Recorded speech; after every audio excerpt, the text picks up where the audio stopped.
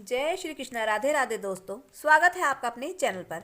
आज हम लेकर आए हैं आपके लिए कार्तिक महात्म्य के 21वें और 22वें अध्याय की कथा। तो प्रेम से बोलो विष्णु भगवान की जय हो। श्री नारद जी ने कहा, अब ब्रह्मा आदि देवताओं ने नतमस्तक होकर भगवान शंकर की बड़ी स्तुति की और कहा, हे प्रभु, आप प्रकृति से परे पर ब्रह्मा और परमेश्वर हैं। आप निर्गुण निर्विकार होकर सबके ईश्वर होकर भी नित्य अनेक प्रकार के कर्मों को करते हैं। शंकर जी, हम सब ब्रह्मा आदि आपके दास हैं। हे देवेश, हे शिव, आप प्रसन्न हो हमारी रक्षा कीजिए। हे नाथ, हम आपकी प्रजा हैं तथा सदा आपकी शरण में रहते हैं। नारद जी कहते हैं, जब इस प्रकार ब्रह्मा आदि सब देवताओं और मुनियों ने शिव जी की अनेक स्तुति करके उनके चरण कमलों का ध्यान करते हुए मौन ग्रहण कर लिया, तब उसे सुनकर देवताओं को वर देकर वह वहीं पर अंतर्ध्यान हो गए। पश्चात शिव जी का यश गाते हुए सब देवता भी प्रसन्नता पूर्वक अपने अपने स्थान को चले गए। महेशाख्यान से जलंधर का यह युद्ध चरित्र बड़ा पुण्यप्रद और सब पापों का नाश करने वाला है। यह सर्व सुखदायक और महेश को भी आनंददायक है। जो इन दोनों आख्यानों को पढ़ेगा और पढ़ाएगा वह यहाँ पर समस्त सुखों को भोगकर अंत में गणेश पद को पाएगा। अब हम सुनाएंगे आपको 22वां अध्याय। राजा पृथु बोले, हे नारद जी, अब आप कृपा कर मुझे यह बताइए कि वृंदा को मोहित कर भगवान विष्णु ने क्या किया और फिर वह कहाँ गए। तब नारद जी ने कहा, जब देवता स्तुति कर मौन हो गए तब भगवान शंकर ने सब देवताओं से प्रसन्न होकर कहा, हे ब्रह्मा आदि देवताओं, जलंधर तो मेरा अंश ही था। मैंने उसे तुम्हारे लिए नहीं मारा, किंतु यह मेरी सांसारिक लीला थी। फिर भी आप लोग यह सत्य कहिए कि इसमें आप सुखी हुए हैं या नहीं। तब तो ब्रह्मा आदि देवताओं के नेत्र हर्ष से खिल गए और उन्होंने शिव जी को प्रणाम करके विष्णु जी का वह सब वृतांत कह सुनाया जो उन्होंने बड़े प्रयत्न से वृंदा को मोहित किया था तथा वह अग्नि में प्रवेश कर परम गति को प्राप्त हुई। देवताओं ने यह भी कहा कि तभी से वृंदा की सुंदरता पर मोहित हुए विष्णु जी उनकी चिता की राख लपेटे हुए इधर उधर घूमते हैं। अतएव आप उन्हें समझाइए, क्योंकि यह प्रकृति सदा चराचर आपके अधीन है। देवताओं से यह वृतांत सुनकर शंकर जी ने उन्हें अपनी दुस्तर माया समझाई और कहा कि यह सारा जगत उसी के अधीन है। उसी से मोहित विष्णु भी काम के वश में हो गए हैं। परंतु महादेवी उमा त्रिदेवी की जननी सबसे परे है। वह मूल प्रकृति परम मनोहर और वही गिरजा भी कहलाती है। अतएव विष्णु का मोह दूर करने के लिए आप सब उनकी शरण में जाइए। यदि वह प्रसन्न हो जाएंगी तो आपका कार्य हो जाएगा। भगवान शंकर की आज्ञा से सब देवता मूल प्रकृति को प्रसन्न करने चले। उनके स्थान पर पहुंचकर उनकी बड़ी स्तुति की। तब आकाशवाणी हुई, हे देवताओं, मैं तीन प्रकार से तीनों गणों से पृथक होकर स्थित होती हूँ। सत्यगण से गौरी, रजोगुण से ज्योति रूप हूँ। अतएव अब आप लोग मेरी रक्षा के से यदि सादर उन देवियों के पास जाओ तो वह तुम्हारे सब मनोरथों को पूर्ण कर देंगी। यह वाणी सुनकर देवताओं के नेत्र खुल गए। वह भगवती का आदर करते हुए गौरी, लक्ष्मी और सरस्वती को प्रणाम करने लगे। सब देवताओं ने भक्ति पूर्वक उनका स्मरण किया। सब देवियां प्रकट हो गईं। सब देवताओं ने प्रसन्न होकर भक्ति पूर्वक अपना निवेदन किया। देवियों ने कुछ बीज देकर कहा, इन्हें ले जाकर दे दो, तुम्हारे सब कार्य सिद्ध हो जाएंगे। ब्रह्मा आदि देवता उन बीजों को लेकर भगवान विष्णु के पास गए और उन्हें वृंदा की चिताभूमि में डाल दिया। उससे धात्री, मालती और तुलसी प्रकट हुई। भगवान विष्णु ने ज्यों ही उन स्त्री रूप वाली वनस्पतियों को देखा वह उठ बैठे। कामासक्त चित्त से मोहित हो उनसे याचना करने लगे। धात्री और तुलसी ने उनसे प्रीति की। विष्णु जी सारा दुख भूलकर देवताओं से नमस्कृत होकर अपने लोक में चले गए। अब वह पूर्वत सुखी होकर भगवान शंकर का स्मरण करने लगे। यह आख्यान शिव जी की भक्ति देने वाला है। तो कार्तिक महात्म्य अध्याय संपूर्ण हुए। अब हम आपको सुनाएंगे लक्ष्मी जी की कथा। तो एक ब्राह्मण था, रोज पीपल में जल चढ़ाता था। पीपल में से एक आवाज आती, वो लड़की कहती, पिताजी मैं तुम्हारे साथ चलूंगी। अब ब्राह्मण सूखने लगा। ब्राह्मणी बोली, क्या बात है, क्यों परेशान रहते हो, क्यों सूख रहे हो। तो ब्राह्मण बोला, पीपल में से एक लड़की की आवाज आती है और वह कहती है, पिताजी मैं तुम्हारे साथ चलूंगी। तो उसकी पत्नी बोली, कोई बात नहीं, कल ले आना। जहाँ 6 लड़की हैं वहाँ 7वीं सही। दूसरे दिन ब्राह्मण गया, पीपल में जल चढ़ाया तो फिर वही आवाज आई, पिताजी मैं तुम्हारे साथ चलूंगी। तो कहने लगे ब्राह्मण देवता कि हाँ आ जाओ बेटी। तो बस वो उसमें से पीपल देव में से एक लड़की निकल कर आई और उंगली पकड़कर उसके साथ चल दी। उस दिन घर ले आया। जब उस दिन आटा मांगने गया तो थैला भर भर के आटा मिला। उसकी माँ आटा छानने लगी तो लड़की बोली, माँ मैं छानूंगी। तो माँ ने कहा, ना बेटी पावनी धोली धोली हो जाएगी। वो नहीं मानी कि ना माँ मैं छानूंगी। उसने आटा छाना, परात भर गई। खाना बनाने लगी, तब भी लड़की बोली, माँ मैं बनाऊंगी। माँ बोली, ना बेटा उंगली जल जाएगी। तब भी लड़की नहीं मानी कि ना माँ मैं ही बनाऊंगी। रसोई में गई, 36 प्रकार के भोजन बनाए, सबको पेट भर भर के खिला दिया। और दिन तो भूखे रहे थे, उस दिन पेट भर भर के खाया। आया भाई अब, जीजी मुझे तो भूख लगी है, रोटी खाऊंगा। अब बहन सूखने लगी क्योंकि सबने खा लिया था कि अब उसे क्या खिलाऊंगी। तो बेटी बोली, माँ क्या बात है। तो माँ बोलती है कि बेटा तेरा मामा आया है और वो रोटी खाने को कह रहा है कि कोई बात नहीं माँ तुम चिंता ना करो।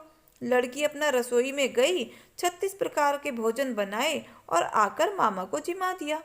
तो मामा कहने लगा, जीजी ऐसा भोजन कभी न खाया जैसा आज खाया है। तो माँ कहती है, भाई तेरी पावनी भांजी है, उसी ने बनाया है। खैर मामा खाना खा के चला गया। शाम हुई तो बोली, माँ चौका का दीवा जला दो, कोठे में सो जाऊंगी। तो माँ कहने लगी, ना बेटी तू डर जाएगी। कि ना माँ मैं तो कोठे में सो जाऊंगी। कोठे में सो गई। आधी रात को उठी, चारों तरफ आंख मारी, धन ही धन हो गया। जाने लग गई। बाहर बूढ़ा ब्राह्मण सो रहा था। तो वो बोला, बेटी तू कहाँ चली। तो लड़की बोली, बाबा मैं तो लक्ष्मी माता हूँ, इनकी 6 6 बेटियां हैं, इनकी गरीबी दूर करने आई थी, तुमने करवाना हो तुम भी करवा लो। तो वो ब्राह्मण जो बूढ़े बाबा थे वो अपने घर में ले गए। उसके घर में भी चारों तरफ आंख फिराई तो धन ही धन हो गया। सवेरे उठ के ढूंढ मच गई कि पावनी बेटी कहाँ गई, पावनी बेटी कहाँ गई। ब्राह्मण बोला, वो तो लक्ष्मी माता थी, तेरे साथ साथ मेरी भी गरीबी दूर कर गई। तो हे लक्ष्मी माता, जैसे आपने उन सब की गरीबी दूर करी वैसे सब किसी की करना। कहते सुनते हुंकारा भरते का। जय हो लक्ष्मी माता की जय। अब हम सुनाएंगे आपको शनिवार की कथा। एक ब्राह्मण था, पाठ करने जा रहा था। रास्ते में शनिचर महाराज मिले। ब्राह्मण बोला, कहाँ जा रहे हो। तो शनिचर बोला, राजा के लगने जा रहा हूँ। ब्राह्मण बोला, राजा के लगेगा तो सारी प्रजा दुखी होगी, मेरे लग जा। तो शनिचर बोले, कितने समय के लिए। तो ब्राह्मण बोलते हैं, 7 साल की ना ओटी जाए, 5 साल की ना ओटी जाए, 2.5 साल की ना ओटी जाए, 1.25 साल की ना ओटी जाए, 1.25 पहर की ओट ली। बस फिर क्या था, नदी के किनारे जाकर बैठ गया। आसन बिछा के पाठ करने लगा। ओम नमो भगवते वासुदेवाय नमः 5 बार कह के माला फेरने लगा। नदी में 2 मतीरे बहे जा रहे थे। उसने निकाल कर गोडे के नीचे रख लिया। वो राजा के लड़कों के सिर बन गए। एक आदमी ने देखा राजा के लड़के के सिर काट कर रखे हुए हैं। तो ब्राह्मण ने कहा, किसी से मत कहियो, ना करे, दशा लग रही है। उसने 1 से कही, 2 से कही, सारी नगरी में फैल गई। राजा ने आदेश दिया, ब्राह्मण को सूली पर चढ़ा दो। सोने की गड़वाई वो टूट गई, चांदी की गड़वाई वो टूट गई, तांबे की गड़वाई वो भी टूट गई, लोहे की गड़वाई वो भी टूट गई। जो गड़वावे वो ही टूट जावे। इतनी देर में 1.25 पूरा हो गया। राजा के लड़के खेलते खेलते आ गए। रानी बोली, महाराज ब्राह्मण सूली पर चढ़ा दिया होगा तो हमारे कैसे पाप उतरेगा। राजा बोला, जाके देखो। देखे तो क्या, ब्राह्मण तो पाठ करने लग रहा है। ब्राह्मण से बोले, ब्राह्मण क्या विज्ञान ज्ञान जाने था। वो बोला, मैं तो कुछ भी नहीं जाने था, मैं तो पाठ करने जा रहा था। रास्ते में शनिचर महाराज बोले, कहाँ जा रहे हो। तो मैं बोले, वो बोले राजा के लगने जा रहा हूँ। तो मैं बोला, राजा के लगेगा तो सारी प्रजा दुखी होगी, मेरे लग जा।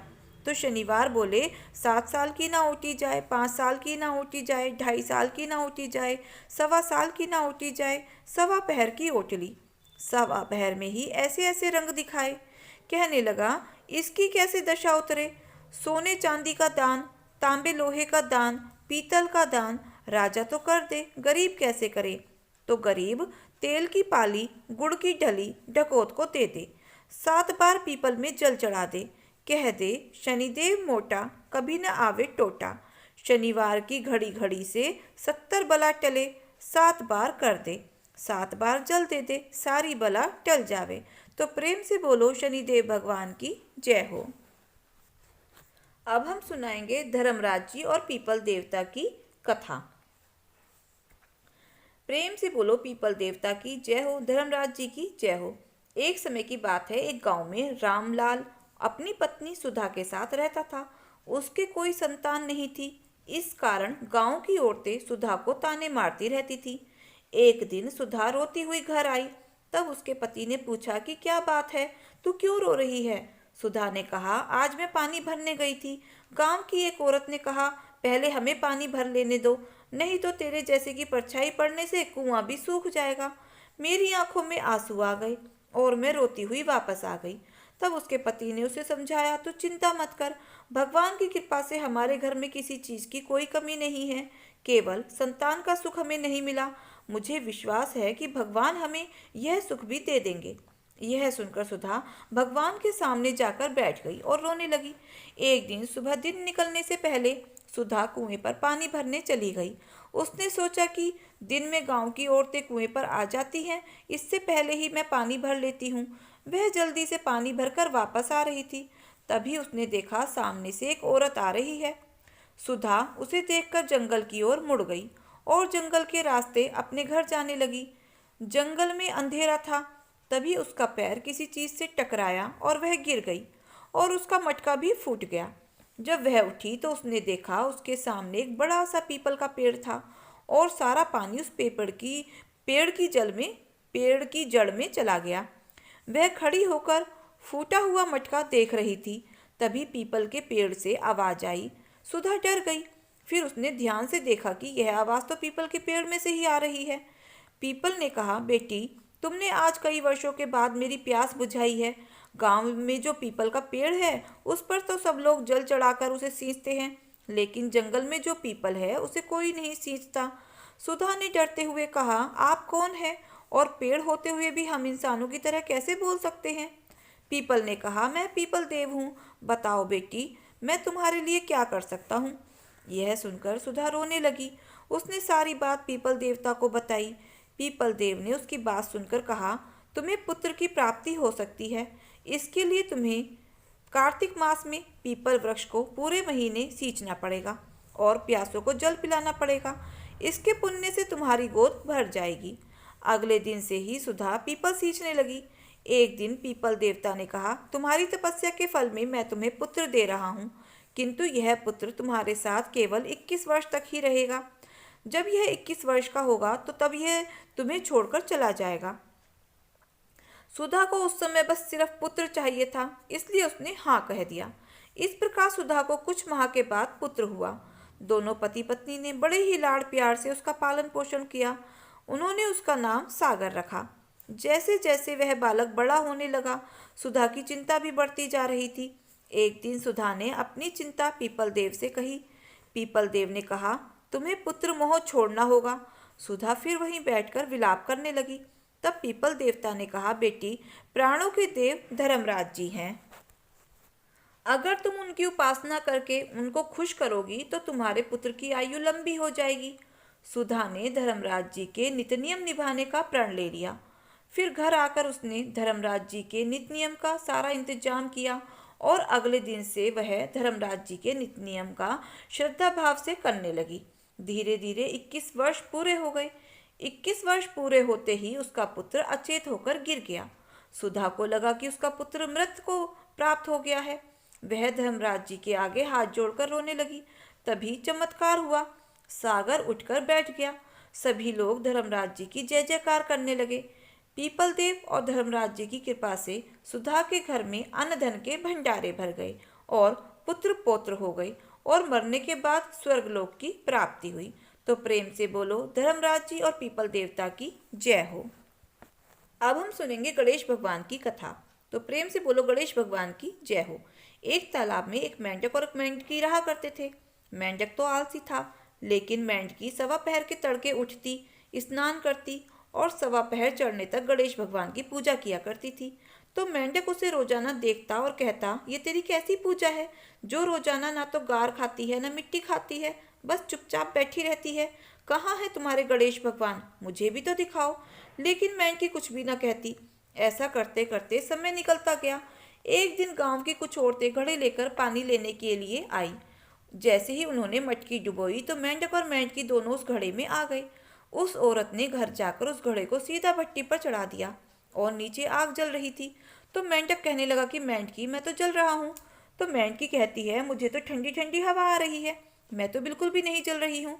तो मेंढक कहता है कि आज तुम्हारे गणेश भगवान को बुलाओ। अगर आज हमारी जान बचती है तो मैं भी गणेश भगवान को मानता हूँ। मैं भी रोजाना सवा पहर चढ़ने तक सवा पहर की पूजा किया करूँगा। तो मेंढकी ने मन ही मन गणेश भगवान का स्मरण किया। तो स्मरण करते ही दो गधे लड़ते लड़ते आए और उस घड़े से टकरा गए। वह घड़ा फूट गया और मेंढक और मेंढकी वहां से निकले और वापस तालाब में चले गए। और वहां जाकर दोनों रोजाना सुबह जल्दी स्नान करते और बाद में सवा पहर दिन चढ़ने तक गणेश भगवान की पूजा किया करते थे। उसी के बाद खाना खाते थे। तो हे गणेश भगवान, जैसा फल मेंढक और मेंढकी को दिया वैसा सब किसी को देना। तो प्रेम से बोलो गणेश भगवान की जय हो। अब हम आपको सुनाएंगे तुलसी माता की आरती। तुलसी महारानी नमो नमो, हर की पटरानी नमो नमो। कौन मास में बोई रानी तुलसा, कौन मास में बोई रानी तुलसा।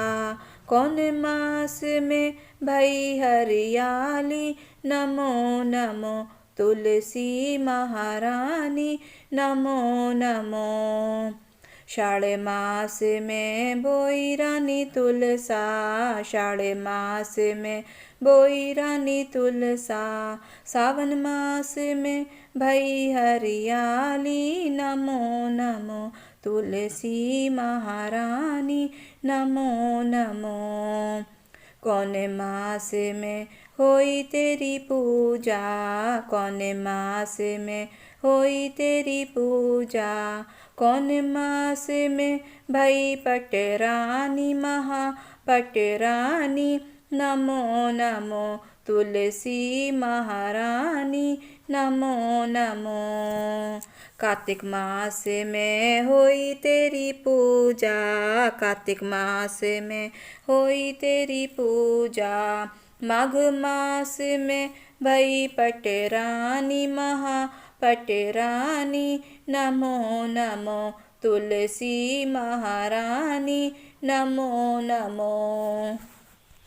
56 भोग 36 व्यंजन रामा, 56 भोग 36 व्यंजन रामा। फिर तुलसी हरि एक नमामि नमो नमो, तुलसी महारानी नमो नमो। सांवरी सखी मैया तेरो यश गावे, सांवरी सखी मैया तेरो यश गावे। भक्ति का दान दियो महारानी, दियो महारानी नमो नमो, तुलसी महारानी नमो नमो। जब मेरी तुलसा होई रे सबदरी, जब मेरी तुलसा होई रे सबदरी। उसको पूजे ब्राह्मण खतरी नमो नमो, तुलसी महारानी नमो नमो। हर की पटरानी नमो नमो। जय हो तुलसी माता की जय। दोस्तों, अगर आपको हमारी कथा कहानियाँ अच्छी लगी हों तो प्लीज़ वीडियो को लाइक शेयर और सब्सक्राइब अवश्य करने, अपना प्यार और सहयोग अवश्य दें। तो मिलते हैं फिर नई कथा कहानियों के साथ। धन्यवाद।